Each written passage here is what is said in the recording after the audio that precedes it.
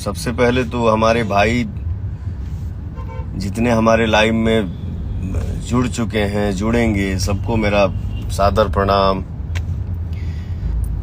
हम सब परिवार मिलके एकदम हंसते रहें, खुश रहें, मस्त रहें, और क्या चाहिए। बस आप सबका प्यार बरसता रहे। बरसा था भैया, हम लाइव आए न आए, कुछ बोले न बोले, बट हमारे भाई हर गाने पे इतना कमेंट करते हैं, इतना आशीर्वाद देते हैं, इतना सुनते हैं गाने को, भर भर के प्यार मिलता है कि किसी भी कोने में, किसी भी समय में पवन सिंह देखता है तो कमी महसूस नहीं होता है। इसके लिए आप सभी को दिल से थैंक यू।